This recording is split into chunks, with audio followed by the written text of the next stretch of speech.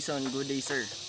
We're about to end second semester maybe this month. But before that, let's reminisce what we have learned in P2, Recreation Games and Sports. From the first lesson in part 1, I remember it's about our activities where we able to show our craftsmanship in making sand candle, paper weaving, crayon melting, and the unforgettable one, which is mask making using recycled materials, where we present our output through modeling.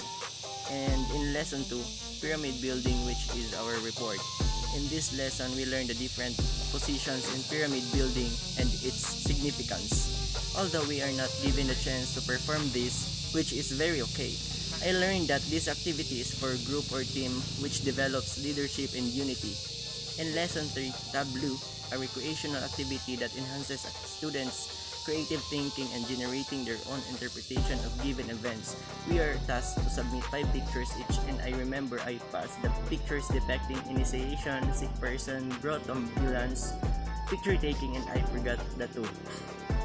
In part 2, lesson 1, which is games from around the world, a game that is from other country. In this activity, we are allowed to choose any games from around the world, and I choose La Tunconia, games from Bolivia, which is like Pico here in the Philippines. I learned the procedure of the game and also the rules of the game. Lesson 2 is Wild and Wacky games or parlor games. These games do not follow standard rules, hence variations could be made depending on the situation and availability. In this activity, we are tasked to pass 3 wild and wacky games, and I choose wacky musical chairs in this activity. We are tasked to pass 3 wild and wacky games, and I choose wild and wacky musical chairs, egg catching, and tug of war. As far as I remember, I won all these games from my opponent. Lesson 3 is Philippine traditional games. This game uses native materials and implement modifying rules depending on the situation and availability of space, time, and participants.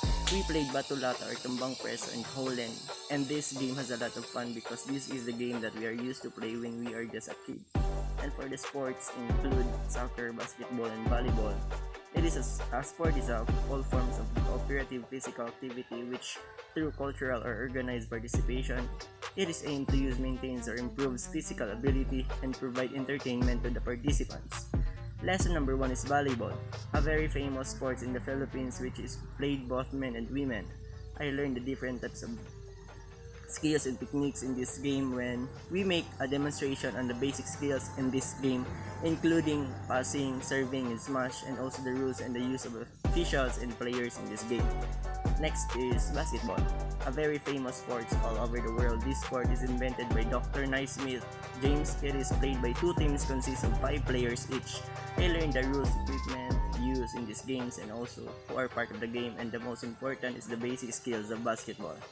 Lastly, the game that is also very famous, especially in the Americas and Europe, and I think Ronaldo Cristiano became very famous because of this game.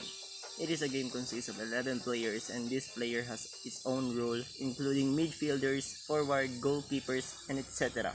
This game is also called soccer. However, we are unable to play this, which is very okay because I don't have the skills for this game. Overall, unity, leadership, strength, fun is what is PE2 needed. Before end this, I would like to thank Sir John Ralph Omison for allowing us to show our skills and abilities in different ways. Thank you, sir.